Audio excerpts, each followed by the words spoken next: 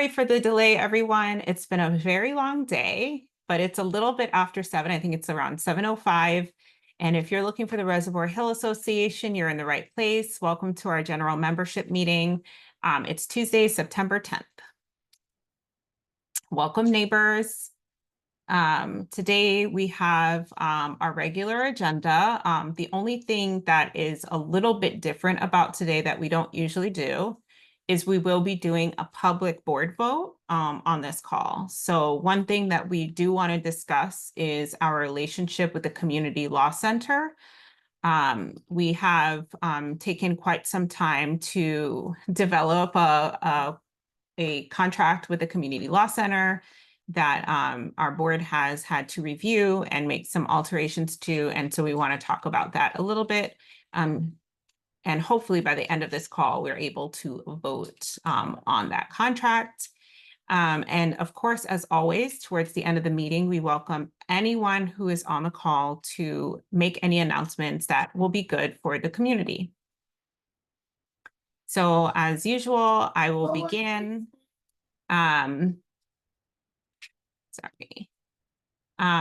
So this morning around 10 a.m., well, actually closer to 11, a group of us were able to make it out to the Baltimore City Council to vote in or to plead on behalf of the community.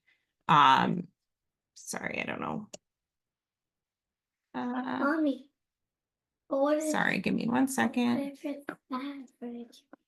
Yeah, it is bad for the community. It is, honey. Oh, announcements that are bad for the community. We don't want announcements that are bad for the community. Sorry.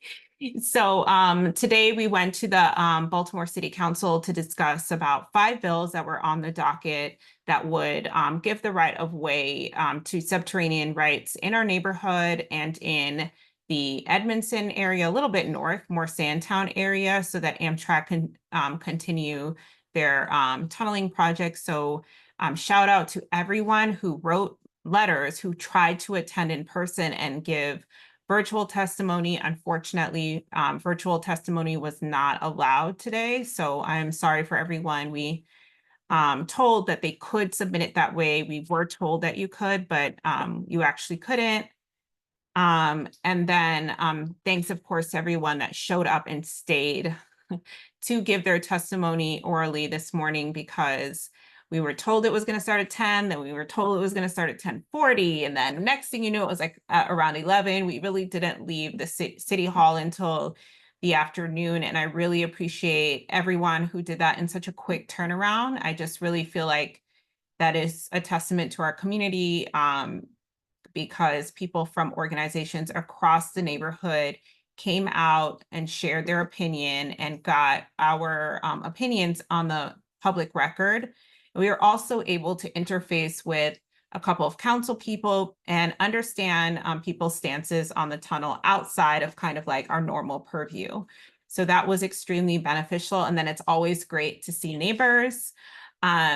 I think that there are a lot of follow-up steps coming out of that, and I'm sure we'll talk a bit about that at length towards the end of the meeting, but that to me was a huge success. We really knew about the meeting timing on Friday evening, and so the fact that we were able to, from Friday evening to today, make that happen is incredible. The status of the neighborhood vision plan is something that I would have to check in with the community design, the neighborhood design center, because we've been on hiatus. So I will loop back with you all on that next month. And then we're going to spend some time talking a little bit about, again, our relationship with the Community Law Center. And one thing I do want to say before we move on is that if you have yourself received a letter in the mail, it probably, I'm trying to see if I have mine right here. I have, my family has received a letter from Amtrak. It would have come in a like FedEx type envelope with some information like this, and a subsurface rights acquisition document. please, please, please let us know, because we would like to make sure that you have the proper legal representation that you need to respond to that letter. We're really encouraging everyone who have over the last week and a half and maybe into the future, or maybe even before that, we might not even be privy to the fact that people before that moment received a letter. If you have received a letter, we are urging people on a few things. One, feel free to call the number if you would like and ask any questions that you want, if you would like to. So we're not saying that you cannot speak to anyone or ask any follow-up questions, but we really, really, really, really encourage you to get anything that you say confirmed in writing. Anything that is told to you in writing. And then we also encourage anyone to not on their own individually, unless you already have like very, very good legal representation, to not as an individual try to attempt to negotiate with Amtrak. Because we know for a fact that Amtrak is undervaluing our land and our homes and our properties, and it will be a huge disservice to do that alone. We are hoping to work with the Community Law Center so that we can enter any type of negotiation and discussion with Amtrak with not only a team of lawyers, but also the backing of each other, which is completely the reason why we exist as an organization. So I want to urge you, it seems the way that Amtrak is sending out these letters is everyone's not going to get it at once, right? If you are on the alignment or you have suspicions you're on the alignment, you haven't received a letter, don't just assume that you're not going to get one. It just means that the way that Amtrak has worked in Edmondson, I will say this, the way that Amtrak has worked in Edmondson is that they send some people letters and then they kind of wait to see who's going to negotiate first. And then they do another round. And the goal is to get people to negotiate, right? Is to get people to agree to the terms of what they're trying to get you to agree to. And so what we encourage you to do is really get the best legal representation that you can possibly get. And right now, for us, that's the Community Law Center as the community. So I know that was a lot. I'm sure there'll be questions. Please pop them in the chat if you have any initial questions about what I just said. But for now, I will go ahead and move on to Drika.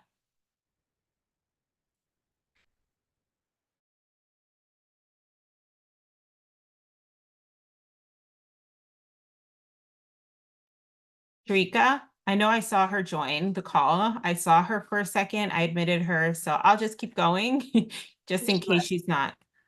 Are you here, Drika? I think she left. Oh, okay. So I'll keep going. Lisa. Hi. Well, a couple of things.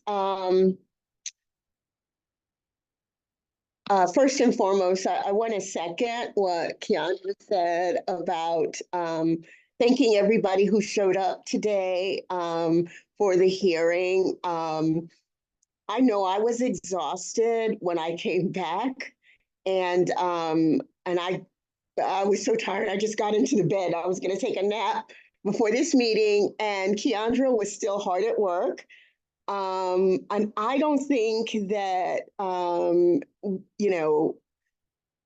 most of us have any idea how much she and Carson have been working to put together all of the things that they've been doing. And I say that only just because the other day, after they had been talking for hours, and I'd gone up and I actually saw the work that they had been working on, and it was a ton of work. And so I just want to thank them for putting in the time, because my God, they will be working past midnight on this. And you can't even imagine. I thought I had some idea, but really it's a lot that they put into this. So I just want to, take a second to thank them for all the time and effort that they put into everything. I also want to say I need to go to the post office. I will go tomorrow to see. I don't know if we're expecting any new mail, but I will do that. I'd like to add that I will also be trying to fit in, I guess, the people from DPW to give us updates on what is going on with Druid Park. I did attend the last meeting that they had. There's still a lot that hasn't been worked out. And on behalf of RHA, we have some concerns about the removal of historic assets. Because Maryland has its own Section 106, but there's also the federal government's Section 106, and everything is built around preserving historic culture and assets and structures and property. So we do have some questions about how that is being handled. And at the last meeting, no one seemed to be able to tell us that. So hopefully when I can get them scheduled in, by that time, they'll be able to answer and provide us with some information about who's handling the Section 106 concerns we've raised, as well as giving us an update for the status of completion, what happens next, and that sort of thing. I think that's all I have for right now. And I'll pass it over to Chet. Thanks, Lisa. Hello, everyone. Keandra, if you want to refresh this, I have added new information in the last 5 seconds. Also, Jerika just texted she can't get in.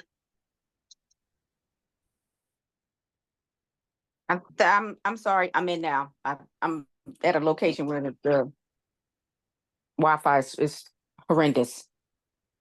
But I have nothing to report to intervene. Thanks, Jerika. I do see chat before you begin. I see Brittany Cole's hands raised. Brittany, did you have a question in regards to what was just said? Hi, everyone. I just wanted to share, I was on that meeting as well, that Ms. Ward just spoke of, and I took a note that they said that, sorry, my son is playing his iPad, that mid-October is the estimated time frame for Druid Park Drive roadway to be complete, and the park to be done at the end of first quarter 2025. So that was what was said to us on the meeting. I'm not sure how 100% sure that is accurate, but that was what was given on the meeting. Oh, you said mid-October Yes. for the completion of the drive itself. Yes, So the roadway to be completed. And then the end of first quarter 2025, the park should be done. And that's what was mentioned. So that's between January and March? Yes, ma'am. Okay. Yeah. Thank you. No problem. And back to you, Chet. Hello, everyone. I just got back from an overseas work trip yesterday, so I'm a little behind on everything, but the current bank balance that we have is $18,766.50. And I put a little year-to-date summary of our income on this slide and then the expenses on the next slide. Over the past month or so, we received a $6,000 grant from Collectively. And I believe that is for the Amtrak legal fund, but somebody can correct me. I might be wrong on that. We also received the deposit of the $1,500 from MCB Real Estate for the Garden and Home Tour and various other things.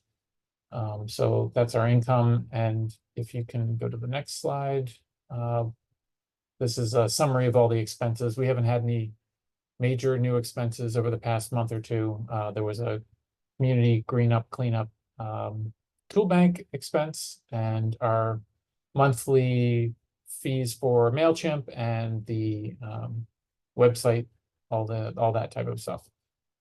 So if anybody has any questions, let me know, and I'll turn it over to whoever's next.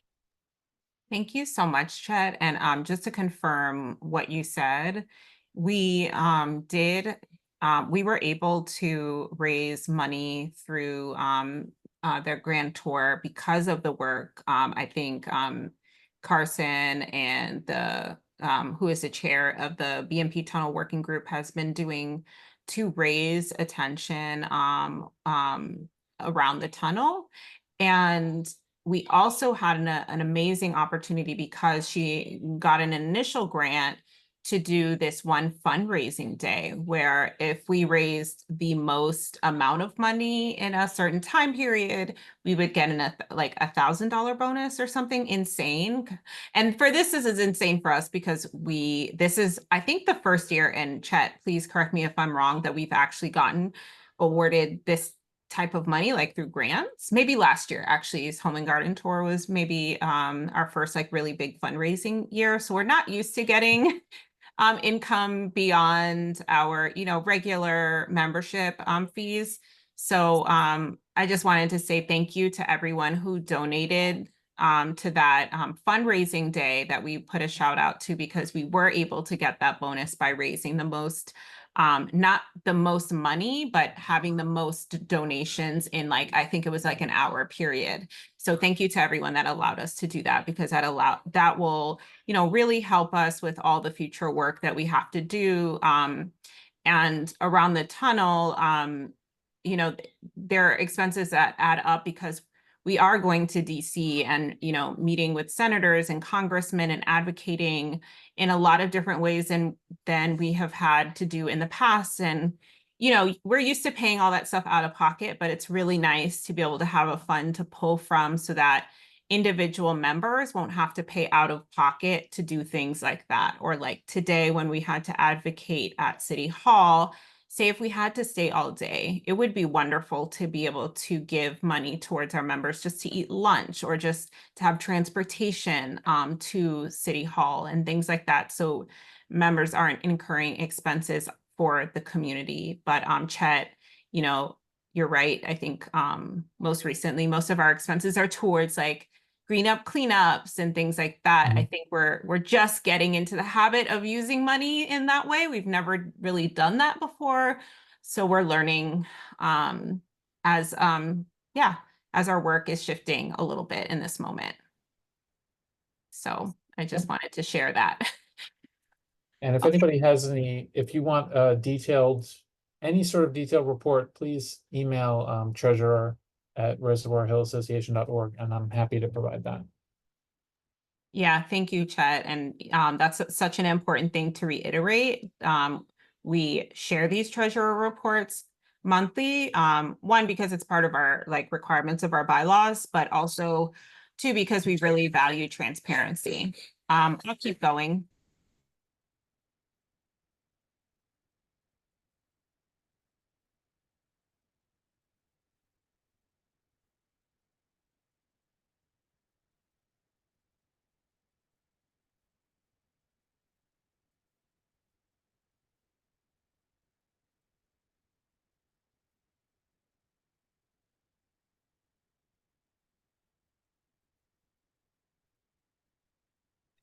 Deandra, you're muted if you're talking. I'm not talking, sorry. Oh, okay. Janae McLean, I think she's still traveling. Oh no, I see you. Yes, hi. Janae, hi. I ran out of my meeting, so I'm here. But at any rate, I don't know what was said previously because I literally just popped on. But I just wanted to give a shout out to those that testified earlier today. It was an amazing thing to watch. But on to the update for the events committee. And so even though we had a small hiatus, we did have things that were happening and plans that we were working on during the month of August. We had the opportunity to attend and represent at Dorothy I. Height at their back to school fair. And while we were there, we big thank you to Carson Ward, who is the BP Tunnel Chair, who was able to join me and provide updates to parents and teachers and those that attended the event about things that were going on, as well as get signatures on the petition. We also had the opportunity to share our membership link to a number of folks that were in attendance. And we also had the opportunity to ask folks to actually update them about our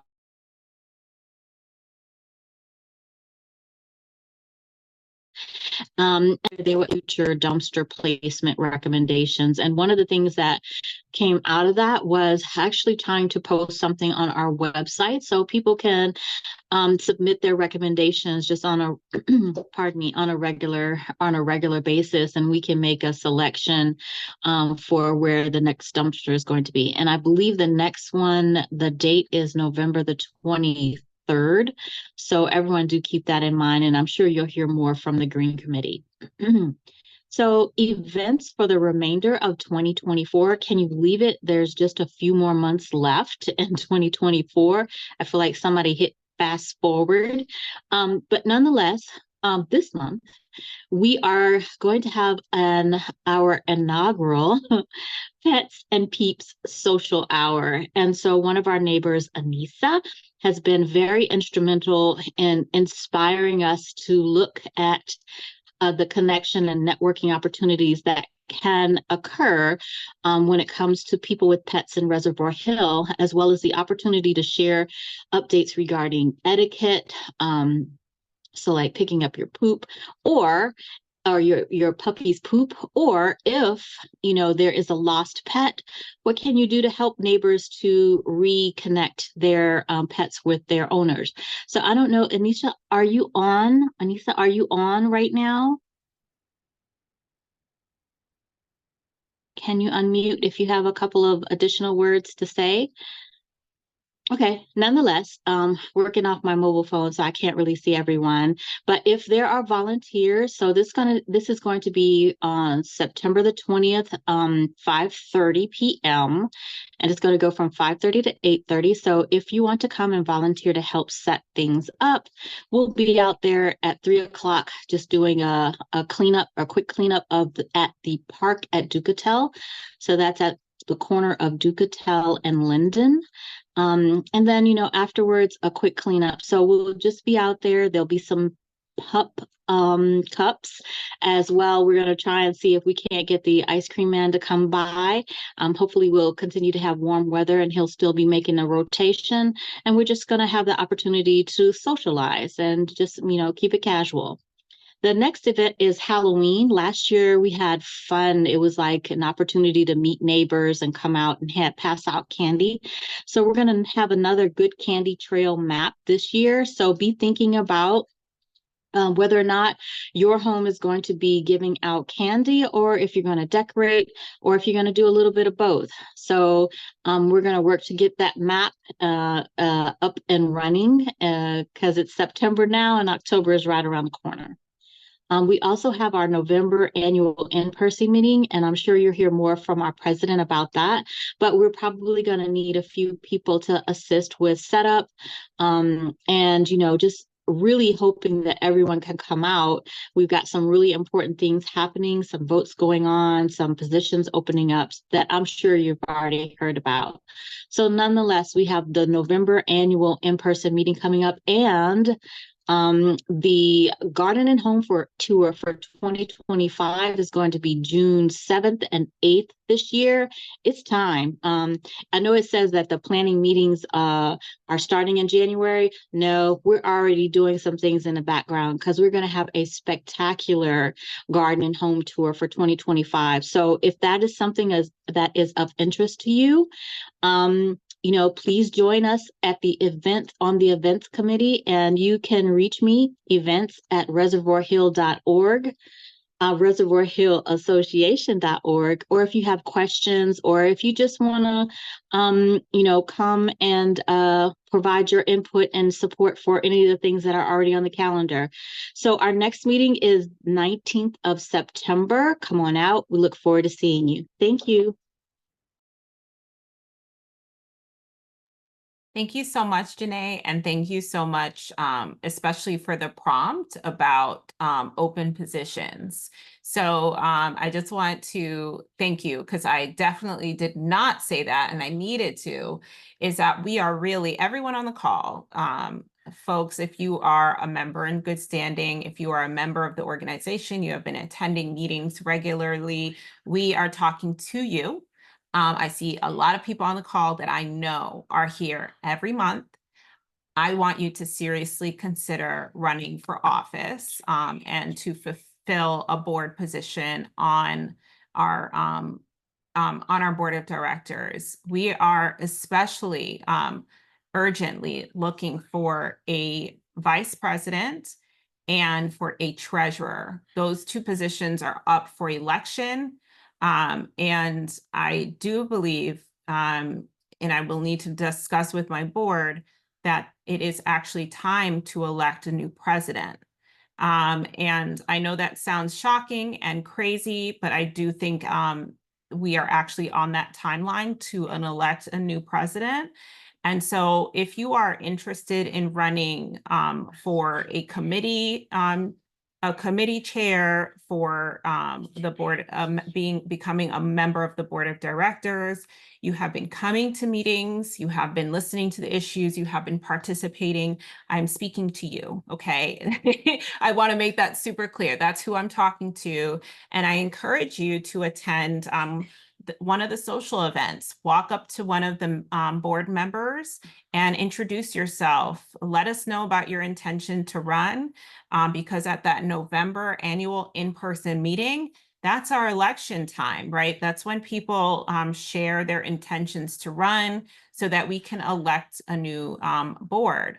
So when I step down as president, I would be moving into another position. And I didn't appreciate it at the time, but this was a very thoughtful choice to make it such that when the president resigns, they become the president emeritus, and they are still on the board to guide the board through that transition. So I would still be serving for an additional year, but I do believe my time is up as president, and we want to make sure that our organization can be a long-running organization that requires people to step down. It requires new people to step up.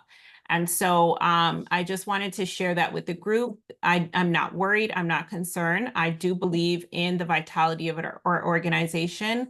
I do believe we have the leaders that we need right in front of us. And I really hope that if you have even for a second considered, maybe I can do that. Or, hey, I'm a little bit interested, but a little bit worried. I think people that are on the call can attest to the fact that I did not want to be president.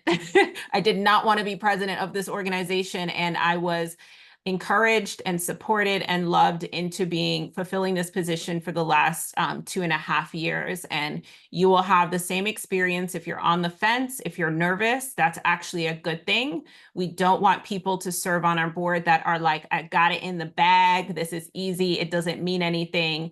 We want it to feel like it's meaningful to you, that it's important to you.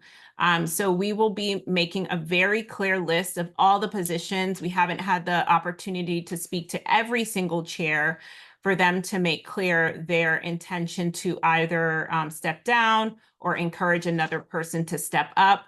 But I want to make that intention super clear. We have heard from our treasurer, we have heard from our vice president that they are ready to transition, of course, and are willing to be an ear of support, but it's time for them to move on and to have new blood in the organization And that's what's going to make RHA sustainable, is in ensuring that we don't have to be a forever board. That was not the goal of this organization. So please reach out to any one of us. We'll be happy to chat with you, share with you our experiences of being on the board, things we wished we did better, wish that we, things that we really loved. But it's that season, it's that time, it's September. And by November, we really want to know who, by October, really, we're going to want to know who's running in November so that we have a really happy and wonderful election. And then in January, we'll be ready to transition into that new board. So that's kind of the timeline. And thank you so much. Thank you so much, Janae, because my brain is a little it's a little wired after today. So I forgot that really, really important announcement. So thank you for sharing that. So with that, I will continue on. Lauren Muhammad. I don't think she's on the call. Okay, I'm gonna keep going. Daryl McLean. Good evening, everyone. I would be on camera, but I'm on my laptop and I can't figure it out. We marketing committee came into the end of August and started back with the social media. Our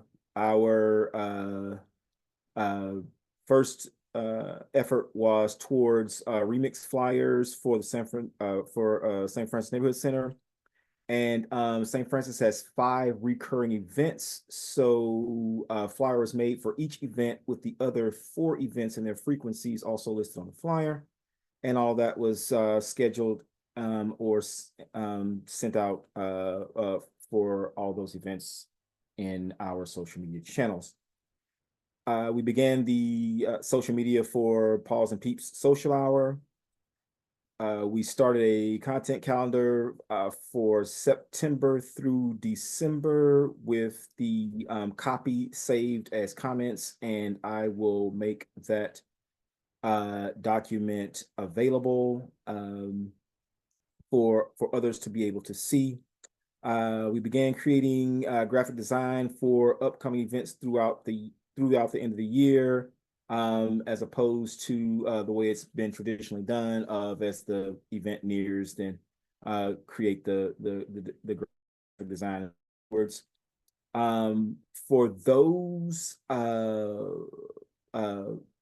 graphics that are completed, we put copies of the completed content into the Google Drive. So if you go to shared drives, media, upcoming events, flyers, social media, all of it will be there. And we are adding a Google Doc file to each one of the folders that is in the media drive. And so the copy from that calendar will be in a document. So if you want to share social media, you will be able to do so by going into a folder and making a copy of or downloading a copy of the graphic and copy pasting the copy.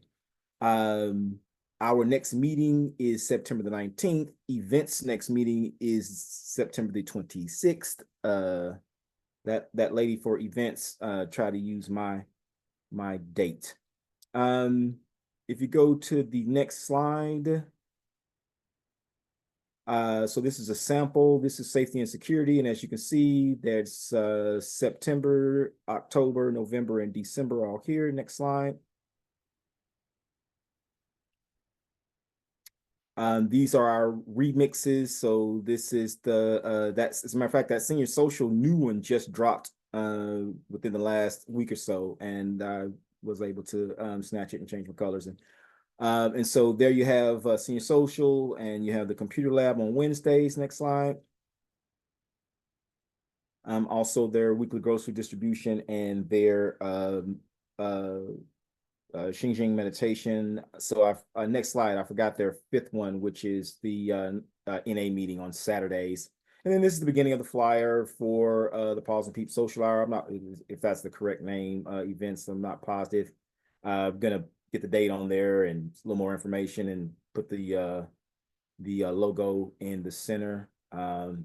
So that is it for marketing. Any questions?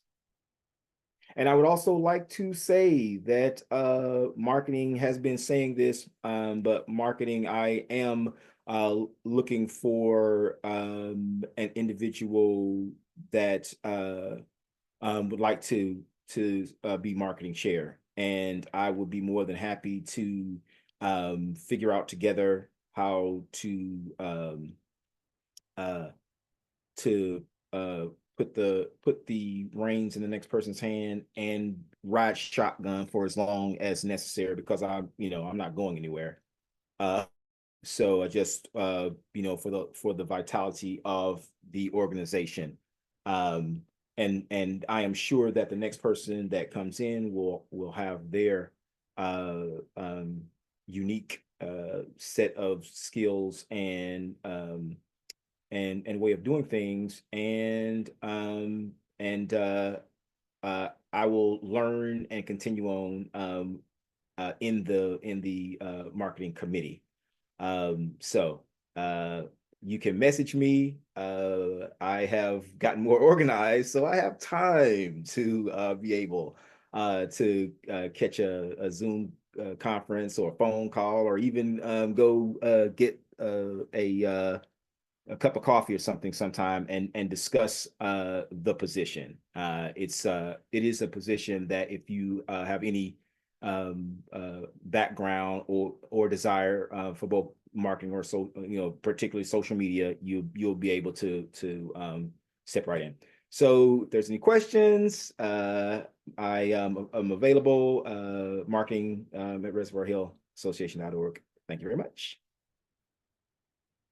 Thank you so much, Daryl. And, just to reiterate what we're saying, which is that we're neighbors, right? And I think that for a long time in our community, a lot of the organizations were very top down, and they weren't necessarily run by people next door to you. And so we want to make it super clear, we are the Reservoir Hill Association, all of us. And sometimes we will transition into positions to help chair our work. And sometimes we will be members of those committees, right? So we're not going anywhere. No matter what our titles are, we will still show up to our committee meetings. We're still going to show up to events and support one another. We're just changing our roles, and we need people to explore the different ways that you can help support the organization. And we know that I just want you to be super clear. We're not going to push you into something where you're on your own. We want to help you really gain the skills and understand the systems we've set up, and then, take the reins and be able to shift some of them if necessary. So I'll keep going. Arlen. Good evening, everyone. I'd just like to echo again that the ones who showed up today for the meeting, they did an outstanding job. I wasn't able to participate myself, but I was able to listen on my phone, and it was excellent presentations by everyone. Did us all proud. As far as the Planning and Development Committee, the last issues that we had over the 2 months ago, I don't know why my daughter started texting me as soon as I get on the phone. 2414 Callow, that issue was resolved with a letter.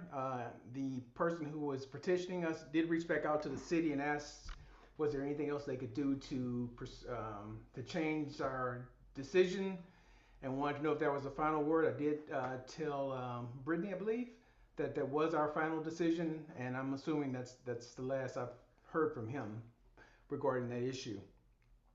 Tune-Up City met with us as well, and I believe they're trying to get a position, a slot for the next Reservoir Hill Association general meeting. I'm assuming that's going to be in October. And the next Planning and Development Committee meeting will be September the 30th. This is outside of Reservoir Hill, but I found myself doing business with the Rite Aid right there in Pennsylvania. I know it's a struggle. I know it's a challenge sometimes to go there, but we're in the neighborhood, and I encourage people to try to frequent whatever areas you feel safe going into. I noticed that Antonio Hayes was there with a group of people maybe 3 weeks ago, and um, I've noticed a change there. I mean, nothing formally was stated to the people there, but I've noticed that the area's gotten cleaner. There are fewer people congregating around in that area, and the reason I mentioned that as far as people need to get out and frequent those areas is that when I go in those areas, people always ask me, "Why are you coming from that area?" I said, "Man, I live here. I gotta try to do some business in the area, and I'm also affiliated with the Art Social Club youth program there. So I just encourage people to get out and feel your neighborhood outside of your neighborhood. That's about all I have." Thank you, Arlen. Okay, and I'll keep going. Orlando.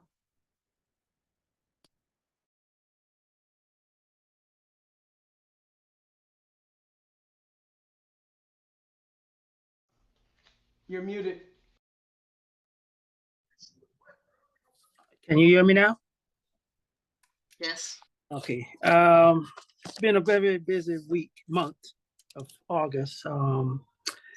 We met August 12th with Captain Mercado from the Western District at German Park, and we had I think over 40 something participants, neighbors that came out, and we discussed the issue of the activity that's going on by the young people in the park. Out of that came out where Coach Rodell introduced us to all the teenagers, and we got together with the teenagers in September 2nd, and we had a basketball shootout with them, and what he called the first annual Unity in the Community 3-point and free throw shooting contest. We had roughly 7 adults and around 7 teenagers or teenagers. It was a good event, lasted for about an hour, and we get to mingle with these young kids. So last week we're supposed to meet with them again, but I think I did not go because we had rain and wind and everything that was going on, so I wasn't able to attend if they did have it. But I will give you the report as all the events that happened in Reservoir Hill. I would say that the Western District took roughly 22 illegal weapons off the street last month, which 19 of those was semi-automatic weapons. In some cases, they also confiscated drug paraphernalia. One of them was an AR-15 rifle, and another one was a revolver, 38. Basically, since then, it's been quiet. I think also we had 1 shooting, 1 aggravated assault, and 2 auto larceny for last month. And that's been it. It's been quiet since August 12th. That's basically it. Any question?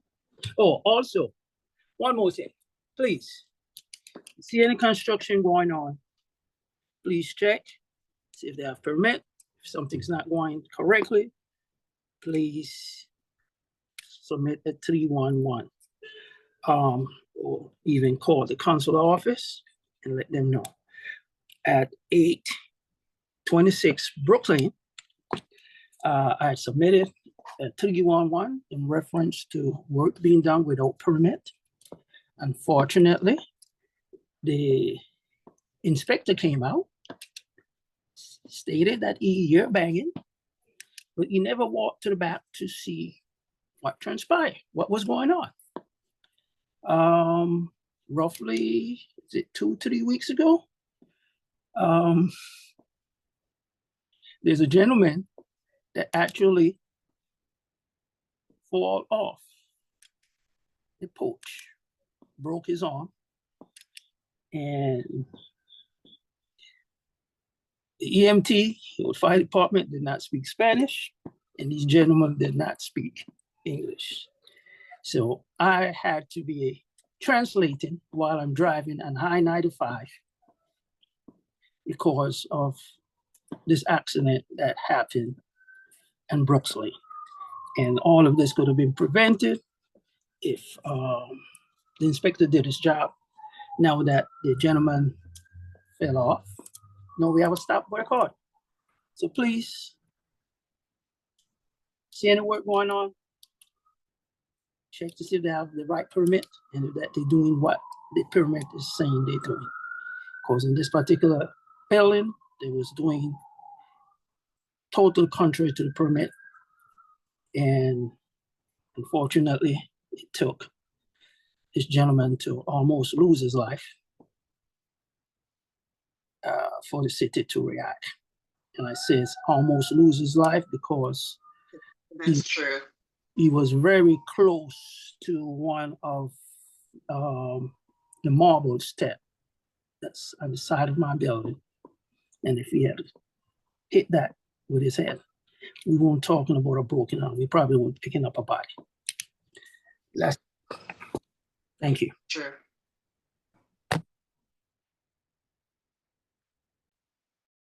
Thank you, Rolando. That's a really sad reminder of the importance of making sure that owners of buildings are pulling permits.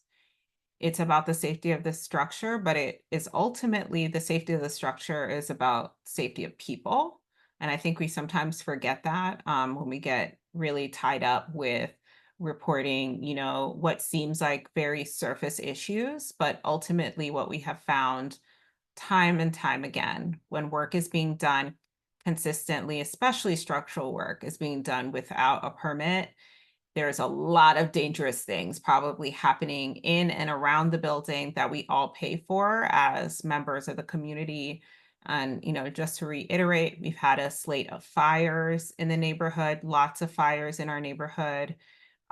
We've had that accident with, which is a labor concern, obviously, with someone falling off of scaffolding or off of the porch there. And so we really want to be on the lookout for illegal work being done in the community, because eventually we're paying the cost. Human beings are paying the cost of the failure to do things safely. On another note, just sharing a little rule. I might have said this before, but for every bus stop in the neighborhood, there should be a garbage can. So I know one thing that we've really wanted to do is increase the number of waste receptacles in our community. Fortunate for us, we have 2 bus lines running throughout the neighborhood.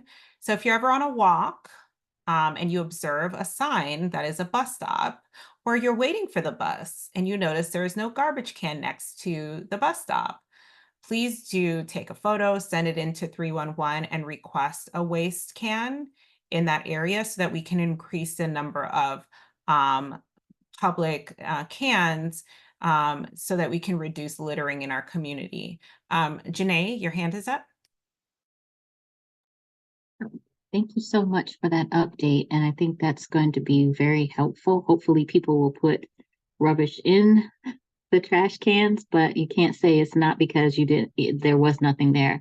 But on a similar note, there are different posts throughout, mostly in the parks, with the bags for puppy poop, dog poop.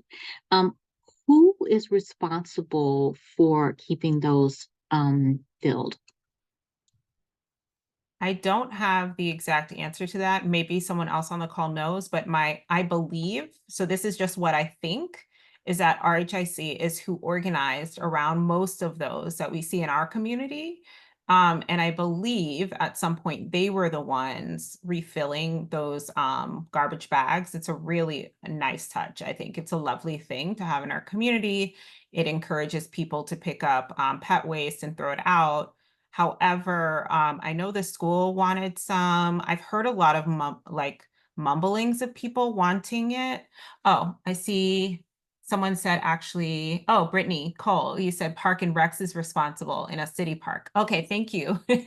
Thanks. I forgot you were on the call. You would know. Thank you so much. The challenge is that part of the park is the responsibility of the Board of Education, and the That's right. basketball court is the Parks and Rec. So, but that's a great breadcrumb, and I'll follow up on that. Thank you so much. And Janae, maybe Brittany in her capacity as our like liaison to the city can help maybe join that conversation between the city and Parks and Rec, because it is something that is really confusing. And just for the good of the group, the park we're referencing is the one that's on Linden and Ducatel. The park that's like closest to the Dorothy I. Height Elementary School is split. It's like owned by Parks and Rec, and also the basketball court is Parks and Rec, and the rest, I think, basically is belongs to the Department of Education. So it becomes very confusing on how to get maintenance, how to get it redone, how to get it supported. So if Brittany, if you could do anything to help us bridge that, it would be awesome. Okay, I see your email and you said, yes, of course, thank you. Okay, I saw Lisa's hand, but I see that she put it back down. So maybe your question was answered or comment? Well, it was related back to the issue of permits. It recently came up that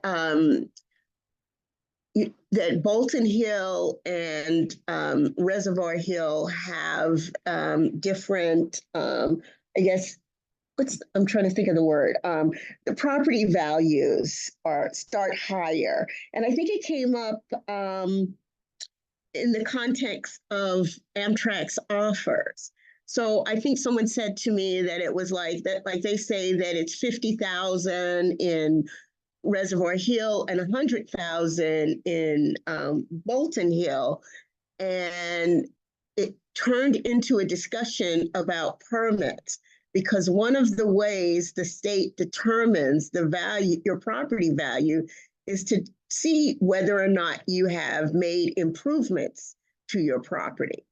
And one of the ways they do that, and I guess it's the primary way, is to see if you have permits. And so when we do unpermitted work, it adds no value to the property.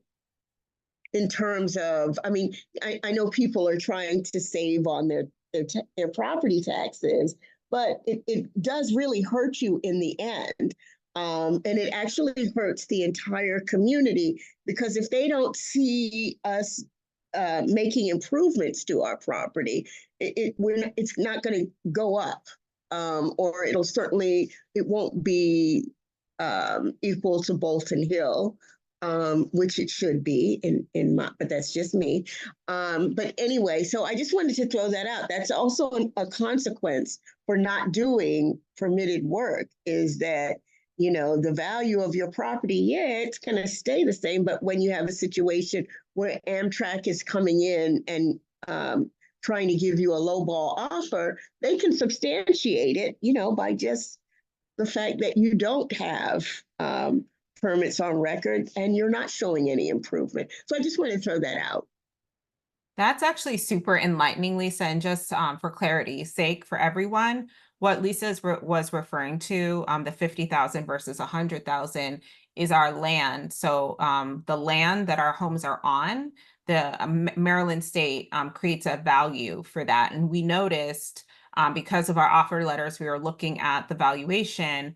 Maryland state, on average, for our community, values our land at $50,000 and values the land in Bolton Hill at $100,000. So it was really interesting to learn that. I didn't, and we've actually written Maryland State to figure out how they did those calculations.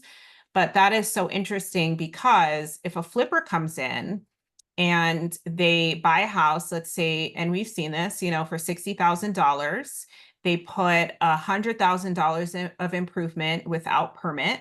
So the actual value of the home only, you know, goes up so much because there are no permits that are pulled. They reap all the benefits of those improvements plus whatever the market will bear, right? So our homes are bearing a very high price at the market. So they're trying to get as much value out of that flip as they possibly can. So it truly incentivizes them not reporting the work. So it makes sense. I mean, in a very capitalistic way, it makes sense that they would not do that, that they would not want the city to know because that means their profits go up. But for us as a community, right, that means when people are looking at comparative sales, when they're saying, okay, what kind of mortgage can you get? They're going to be looking at that valuation without permits and say, actually, your house is only worth this much because so many people are coming in and flipping homes without permitted work. So that's another angle to kind of look at it. So thank you, Lisa, for that education. That was super helpful. I didn't know that. I was shocked. I have to say, I was shocked. I had no idea, and I read an article in the Baltimore Sun where they said that. I didn't know that's how they make those determinations. But also, I want to add that we received a 90% decrease in the value of our property because the state, on its own initiative, went back and saw the sales price and then looked at the permits, the few permits that were pulled, and basically put us back when the property was sitting here vacant. Wow. So they gave us they assigned a 90% decrease in value of our property because they figured out that the permits didn't match up with the sales price and the so-called renovation. So it was a 90% decrease. So, you know. And Lisa, to Melda's point in the chat, if you saw it, your property taxes probably did not go down, I'm assuming. They did, actually. They did. Oh, well, that's one. At least there's that. Well, I mean, you know. Okay. I mean, it's not a win-win. It's not a win-win, but just saying. Yeah, it was not a good situation. 90%, and that's the state deciding that. So, you know, that was quite the shocker. So the value of my property is, as they see it, is the same as when the seller or the developer came in and bought the property that value in a bad state. Wow. Okay. Yeah. Thank you, Lisa, for that education, truly. Okay, so now we've moved on to the discussion section of the meeting. Lisa, can you remind me what's the first topic up for discussion tonight? The first topic that we had was brought up the fact that I need to schedule the folks from DPW and I guess it's planning. Oh, yes. And so I'm going to try to get that on and, you know, get some commitments on when we can get them back in. Okay, wonderful. And, you know, and again, I apologize because I've really been swamped, but yes. I think this will give us some time for them to be able to come back to us with the answers to our questions regarding, you know, how they were handling the historic assets over there at the park. Because at this last meeting, they just really didn't have any responses for that. That's right. Yeah. And I think that was one. And then the other thing was the community law center. That's right. Okay, so that's the big topic tonight. So just for as a quick show of hands to the board of directors members, how many of us are here tonight? Just so that I have a sense. I think we have met quorum for a vote. That's why I'm asking that amongst the board members. Okay, 2, 3, 4. I thought Jerika was here. Lisa's here. She left.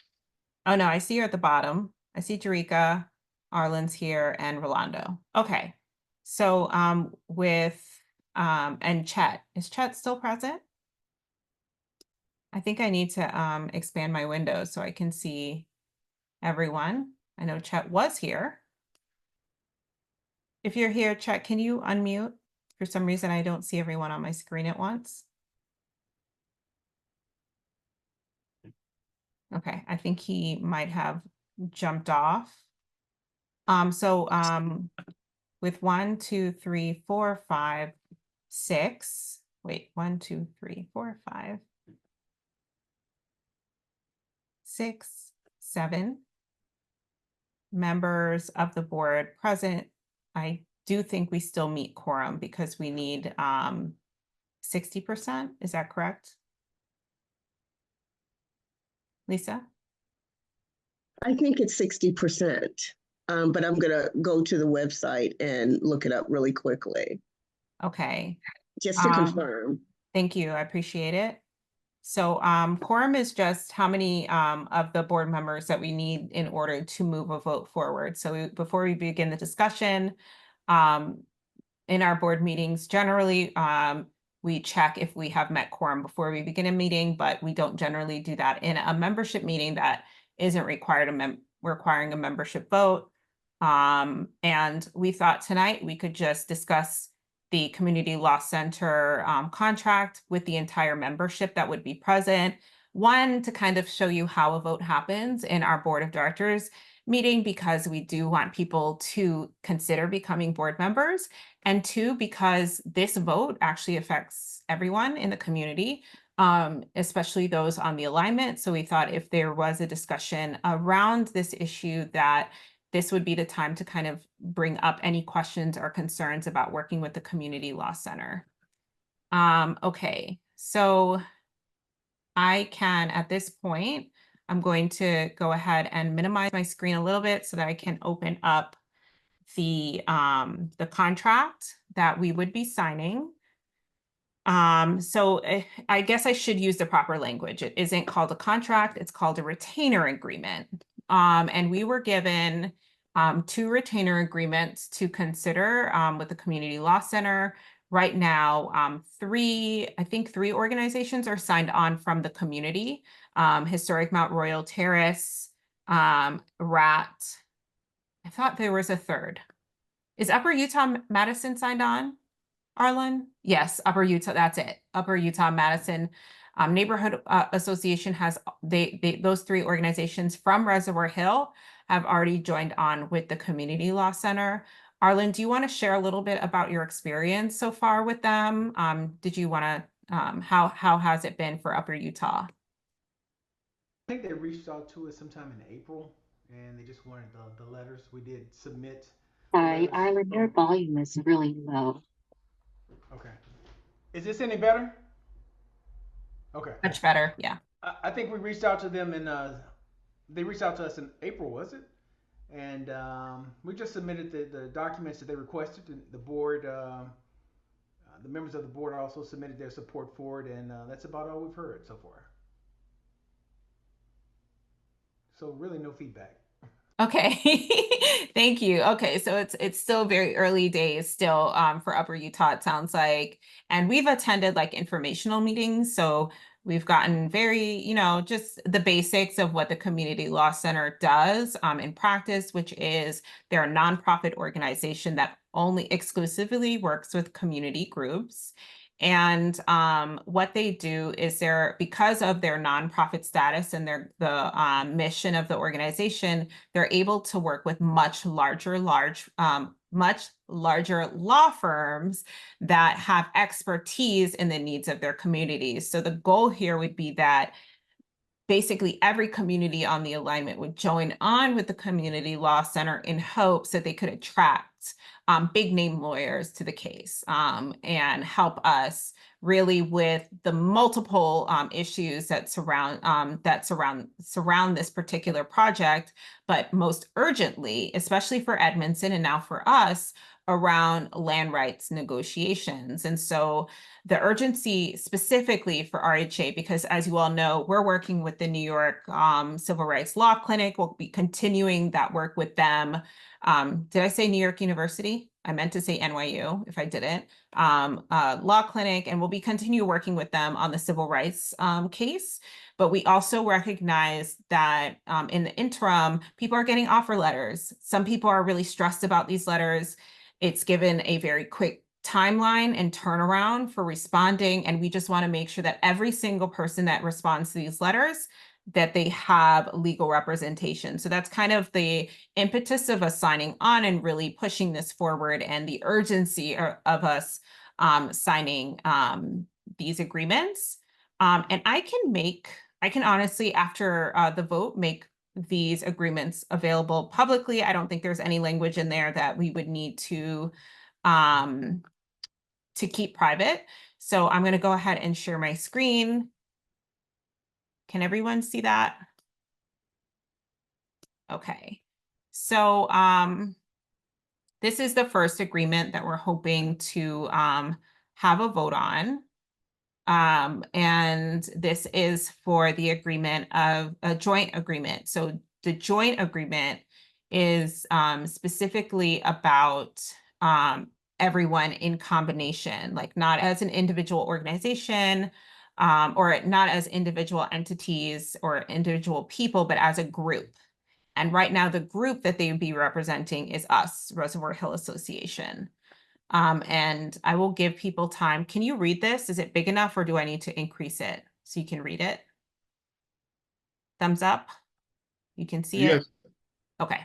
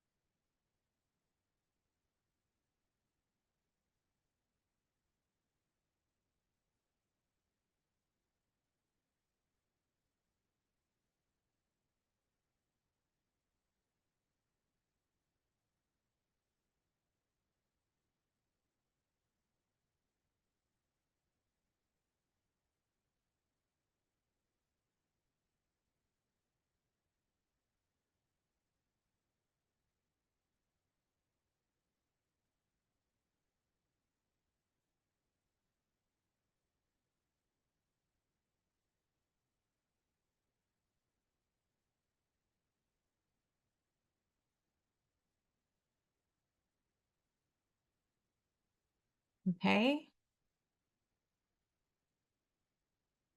All right. So any questions about the document? I guess I could have. Oh, Lisa. Yes. I just wanted to add in at the top where it talks about the scope of representation. I think we need, and I know I'm supposed to be involved with this, I think we need a more definitive statement about the ventilation facility, which I don't think that is covered there, because those are the things they sort of had, or they've done with everybody, in just general terms. But because I don't see that, I don't. The big thing, I guess, here is that to negotiate just compensation, but I just feel like it's more of, okay, it's a done deal. It reads as if it's a done deal. And so we're just going to try to, soften the blow. But our last communication with Amy was that she was gonna, she was going to be proactive about, really just addressing the concerns that we had. Because I know there are other communities, but, Reservoir Hill was completely excluded from any communications regarding what was going to happen in our neighborhood. And that has to be addressed, because I don't know how you can negotiate anything without sort of addressing that issue. We were just completely disregarded. So at the 11th hour, now we're at the table when we should have been at the table a lot sooner. And I don't feel like this adds anything to our cause that we couldn't add ourselves. It would be, yes, a burden for everyone to have to go out individually and secure a lawyer, but I don't know that they're going to help. I thought they were going to sort of smooth that way for us in terms of, connect us with law firms who are going to do this pro bono, or certainly at, a greater a lower cost. I think that's important. So I think we need to decide what we want to see and try to get that in that document. Because what's the difference in this document than the one in, say, Edmondson and or Mount Royal or whatever? Because we have some concerns that they don't. We have that ventilation facility that, is staring down at us. So I think that should somehow be addressed in there. I'd like it addressed in there because I think it's unclear. Are you just going to be a mouthpiece, or are you going to be an advocate? We need an advocate, I think, more than a mouthpiece. And that, I'm not saying that in a derogatory way. I just think we deserve a little bit more. Okay, so Lisa, I'm going to put that back on you. Can you come up with some language that would be satisfactory to be included so we can return it to Amy? Well, if I'd known you were going to tell me I have to do something, then I probably wouldn't have said anything. I would. You knew I was going to do that. Anybody has any thoughts? Of course, I'm thinking about the ventilation facility. I just feel like we need to get more of what we've been fighting for. And I don't see that in there. So yeah, I will come up with some language. Thank you. And then we will not vote on this today, obviously, because we don't have the finalized language. But I urge you to have the language by the beginning of next week, so that we can turn it around to the board for approval, to a vote, by our board meeting, because I think CLC is definitely waiting on us to sign this and move it forward. So just, I guess, not so broad, but language that specifically talks about the specific issues facing Reservoir Hill and connecting us with legal representation. Because you're right. I'm surprised it actually doesn't say that. I didn't notice. And I thought I don't know if I saw a different version, or if it looks like it's pretty, like it's pretty close to what we initially saw, but I haven't seen it in a while.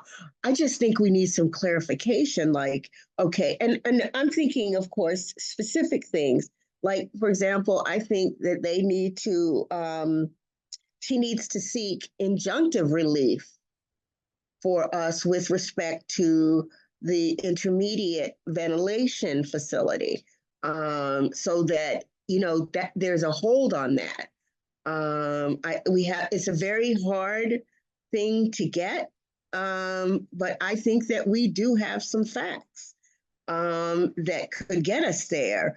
and does she have a law firm that can go in based upon all the research that we've done, which is just a tremendous amount, and ask them to get us, injunctive relief for having been excluded from the entire process of this program until just recently. And even then, we're still not included.